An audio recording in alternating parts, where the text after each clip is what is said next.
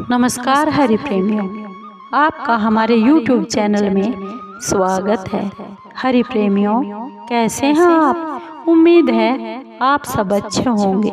आइए आज का प्रसंग शुरू करते हैं। आज का प्रसंग है भक्त बिल्वमंगल की कथा।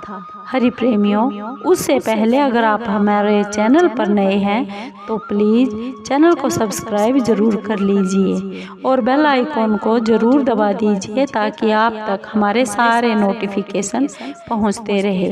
हरि प्रेमियों, आपका एक भी सब्सक्राइब हमारे लिए बेहद मायने रखता है। आइए सुनते हैं भक्त बिल्वमंगल की ये कथा। हरि प्रेमियों, बिल्वमंगल हमारे प्रसिद्ध दक्षिण भारत के ब्राह्मण और भगवान श्री कृष्ण के परम भक्त थे और कवि भी थे। दक्षिण प्रदेश में कृष्ण वीणा नदी के तट पर एक गांव था। उसमें रामदास नाम का भगवत भक्त ब्राह्मण रहा करता था। उसी के पुत्र का नाम बिल्वमंगल था। पिता ने यथासाध्य पुत्र को धर्म शास्त्रों की बहुत शिक्षा दी थी।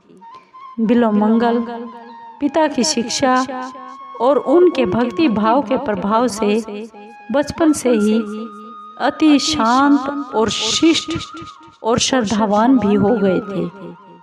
दैवयोग से माँ बाप के देहावसन होने पर जब से घर की संपत्ति पर बिल्वमंगल का अधिकार हो गया था, तभी से उनके साथ कुसंगी दोस्त आने लगे, मिलने लगे। कुसंगी मित्रों की संगत से बिल्वमंगल के अंतःकरण में बहुत से दोषों ने अपना घर कर लिया। एक दिन की बात है, वह कहीं चिंतामणि नाम की एक वेश्या का नाच था। उन शौकीनों के दल के साथ नाच में बिल्वमंगल चला गया। वेश्या को देखते ही बिल्वमंगल का मन बहुत ही चंचल हो गया और विवेक शून्य बुद्धि ने सहारा दे दिया। बिल्वमंगल डूबे और उन्होंने हाड़ मांस भरे उस चाम के कल्पित रूप पर अपना सब कुछ न्यौछावर कर दिया। तन, मन और धन, कुल मान, सब मर्यादा, धर्म सबको उत्सर्ग कर दिया। ब्राह्मण कुमार का अच्छे से पूरी तरह पतन हो गया।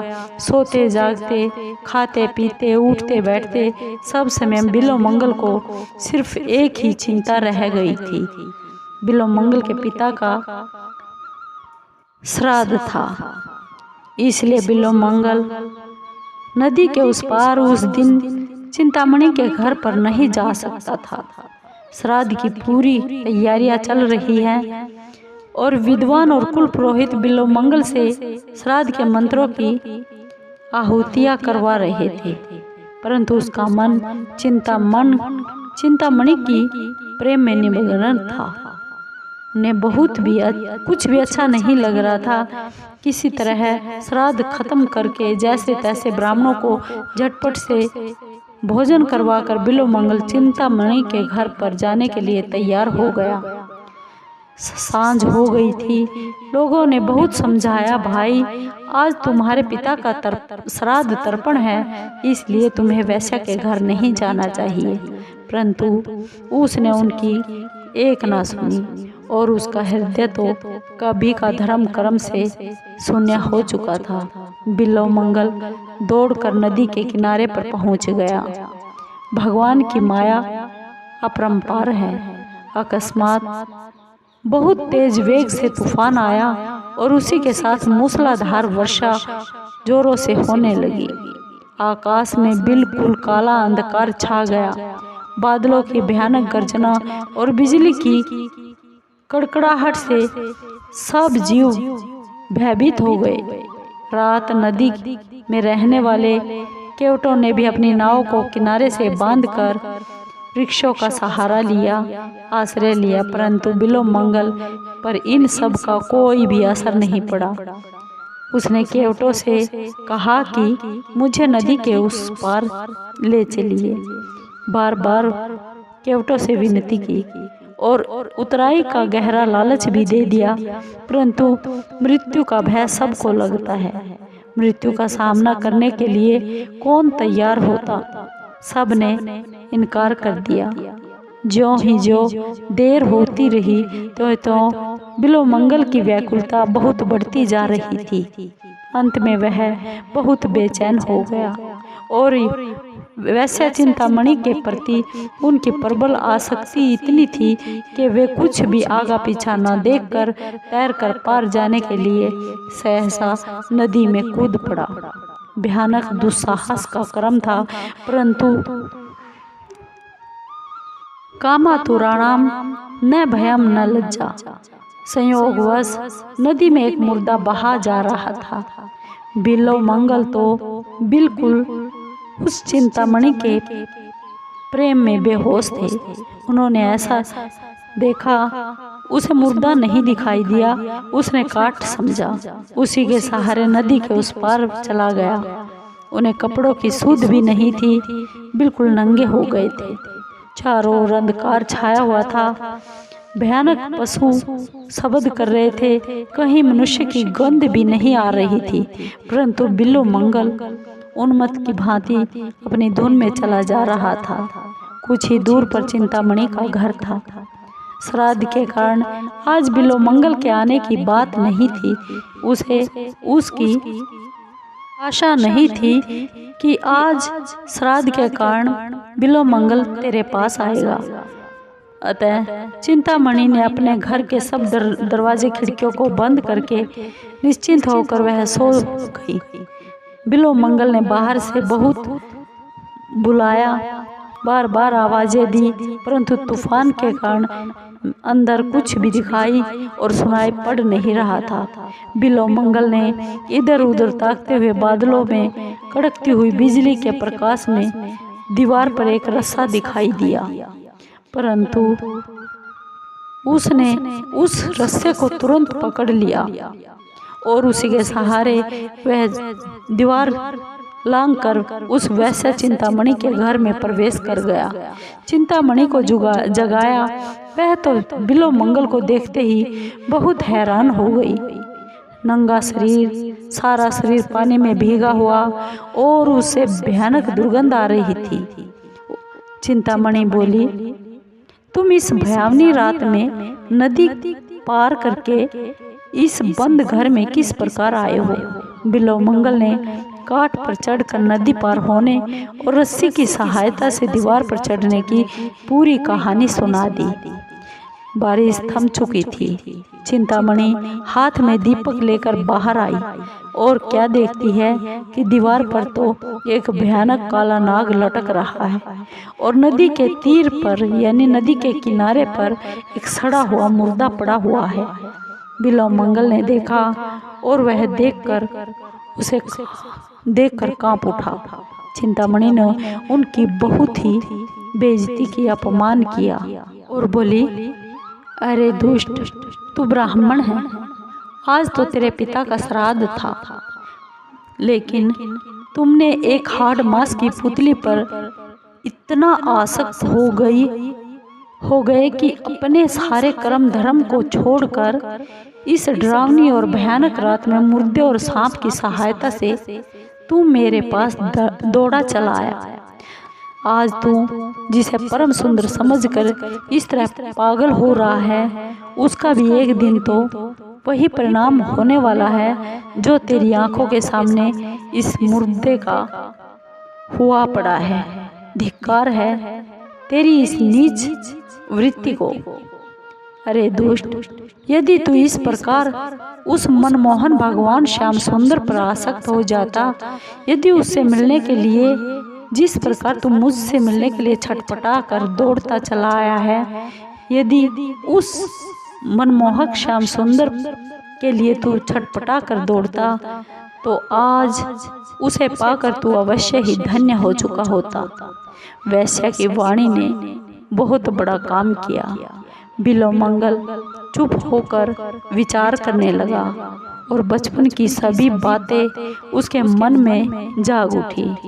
अपने पिताजी की भक्ति और उनकी धर्मपरायणता के दृश्य बिल्वमंगल की आंखों के सामने मूर्तिमान होकर आने लगे।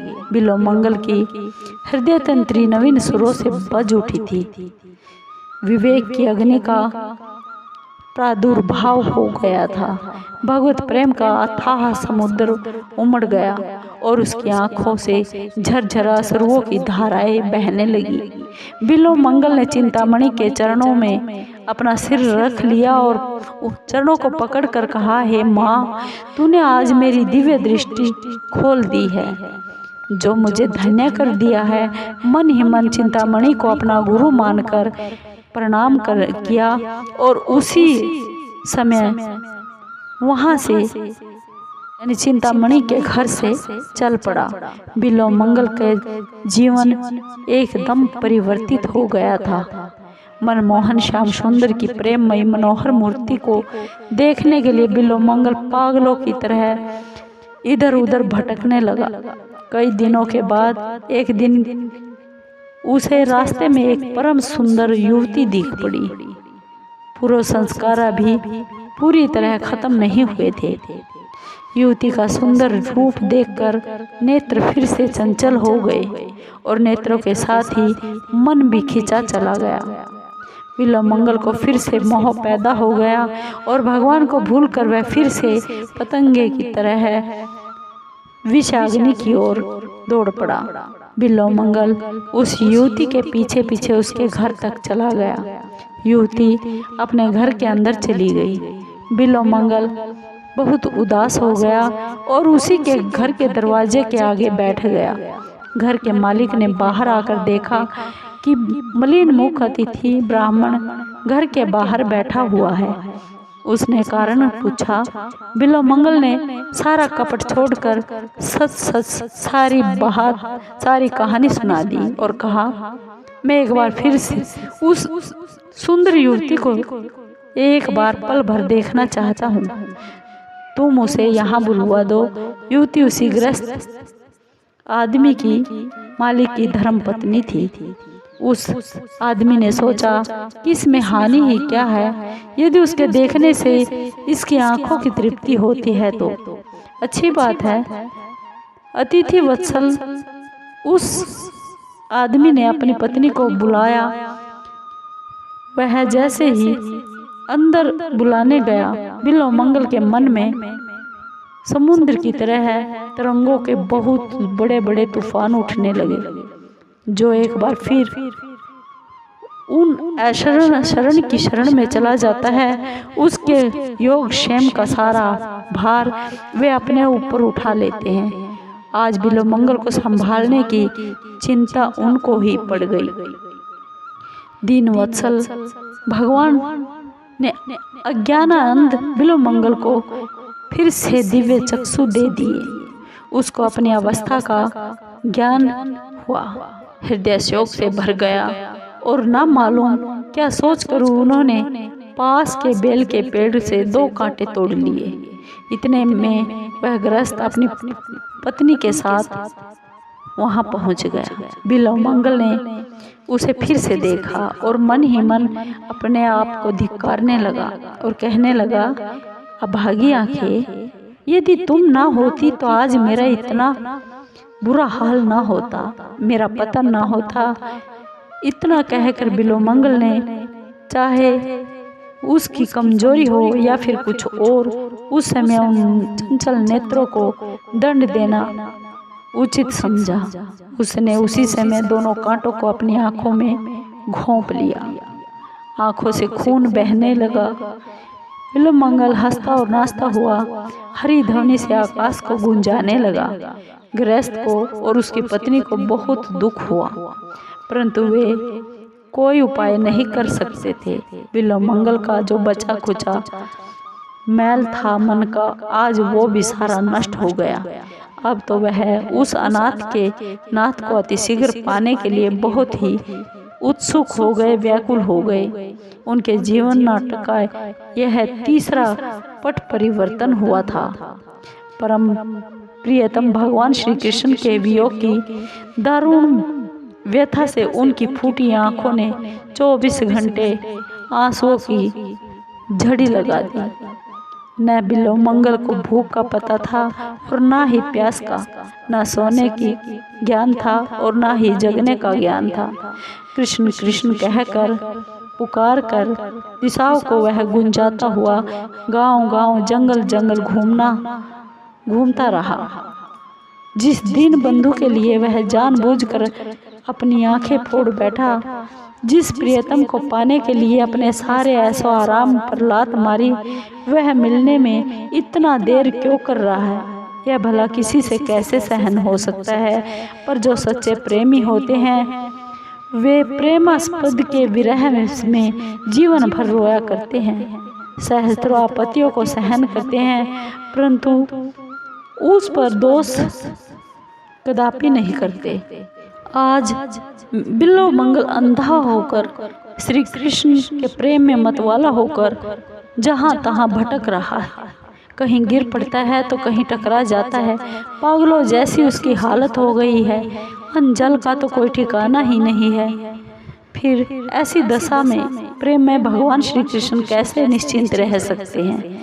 एक छोटे से गोप बालक का वेश बनाकर भगवान बिल्लो मंगल के पास आकर अपनी मधुर मोहिनी वाणी से बोले, सूरदास जी, आपको बहुत भूख लगी होगी, मैं आपके लिए कुछ मिठाई लाया हूँ और साथ में जल भी लाया हूँ, आप इसे ग्रहण कर लीजिए। बिल्लो मंगल के प्राण तो बालक के उस प्यारी और मधुर मोहिनी स्वर से ही मोह चुकी थी। उनके हाथ का दुर्लभ प्रसाद पाकर तो उनका हृदय हर्ष के हिलोरों से उछल रहा था। बिल्लो मंगल ने बालक से पूछा, भैया, तुम्हारा घर कहाँ पर है? तुम्हारा नाम क्या है और तुम क्या करते हो?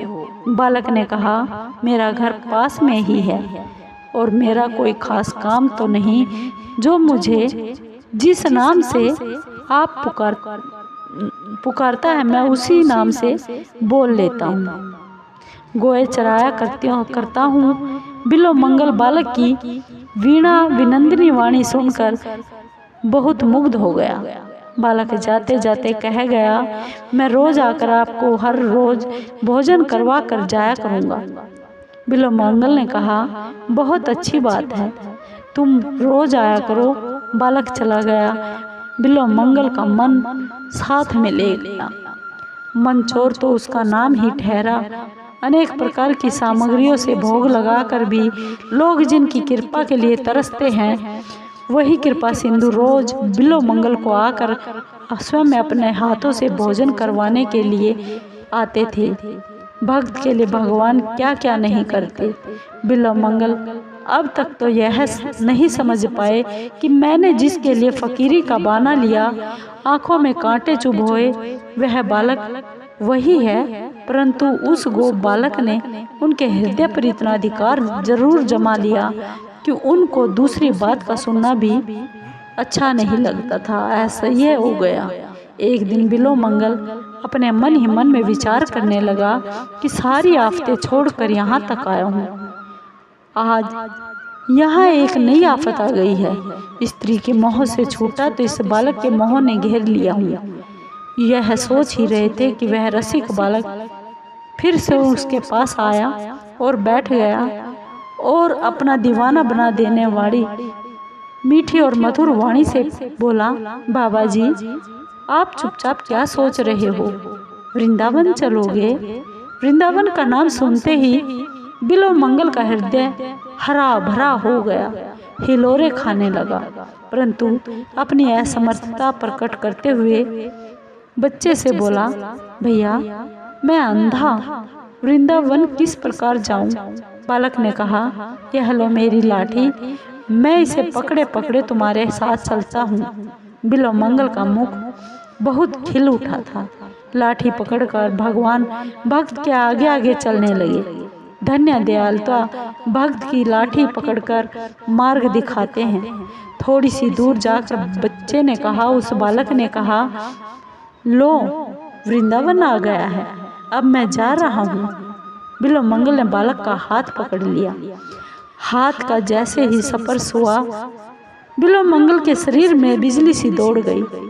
सात्विक प्रकाश से सारे द्वार सब प्रकाशित हो गए। बिल्वमंगल ने दिव्य दृष्टि पाई और देखा कि बालक के रूप में साक्षात मेरे श्याम सुंदर ही मेरे सामने है। बिल्वमंगल का शरीर रोमांचित हो गया। आंखों से प्रेम के अश्रुओं की अविरत धारा बहने लगी। भगवान का हाथ और भी जोर से पकड़ लिया और कहा, अब तो पहचान लिया है, बहुत दिनों के बाद पकड़ सका हूँ प्रभु, अब नहीं छोड़ने वाला। भगवान ने कहा, छोड़ते हो कि नहीं? बिल्वमंगल ने कहा, कभी नहीं, त्रिकाल में भी नहीं। भगवान ने जोर से झटका देकर अपने हाथ को छुड़ा लिया। भला जिनके बल से बलवित होकर माया ने भी सारे जगत को पददलित कर रखा है, उसके बल के सामने बेचारा एक अंधा कर ही क्या सकता है। परंतु उसने एक ऐसी रज्जू से उसको बांध लिया कि जिसे छूटकर जाना उनके लिए बहुत ही टेढ़ी खीर हो गई। हाथ छुड़ाते ही बिल्वमंगल ने कहा, जाते हो पर याद रखना, हाथ छुड़ाए जात हो निबल जानी के मोही, हृदय ते जब जाहुगे सबल बंदोगे तो ही। भगवान नहीं जा सके और जा भी कैसे सकते थे, प्रतिज्ञा जो कर चुके थे, अर्थात जो मुझको जैसे भजते हैं मैं भी उनको वैसे ही भजता हूँ। भगवान के ये वचन हैं। भगवान ने बिल्वमंगल की आंखों पर अपना कोमल हाथ फिराया, उसकी आंखें खुल गई। नेत्रों ने प्रत्यक्ष भगवान श्री कृष्ण को देखकर उनकी मोहिनी अनूप रूप राशि के दर्शन पाए। बिल्वमंगल अपने आप को संभाल नहीं पा रहा था। वह भगवान के चरणों में गिर पड़ा और अपने प्रेम आश्रुओं से प्रभु के चरण कमलों को धोने लगा। भगवान ने बिल्वमंगल को उठाकर अपनी छाती से लगा लिया। भगवान और भक्त की मधुर मिलन से समस्त जगत में मधुरता छा गई। देवता फूलों की वर्षा करने लगे, संत भक्तों के दल नाचने लगे। हरि नाम की पवित्र ध्वनि से पूरा आकाश परिपूर्ण हो गया। भक्त और भगवान दोनों धन्य हो गए। वैसे चिंतामणि ग्रस्त और उनकी पत्नी भी वहां पर आ गए। भक्त के प्रभाव से भगवान ने उन सब को अपने दिव्य दर्शन दे दिए और उन्हें धन्य कर दिया। बिल्वमंगल जीवन भर भक्ति का प्रचार करते रहे और भगवान के नाम की महिमा बढ़ाते रहे और अंत में गोलोक धाम पधार गए। हरि प्रेमियों, आपको ये भक्त बिल्वमंगल की कथा कहानी कैसी लगी? अगर आपको कृष्ण भक्त बिल्वमंगल की कथा अच्छी लगी हो तो प्लीज़ चैनल को लाइक कीजिए, शेयर कीजिए, सब्सक्राइब कीजिए और कमेंट ज़रूर कीजिए। धन्यवाद। हरि प्रेमियों, जय श्री कृष्णा। बोलो भक्त और भगवान की जय।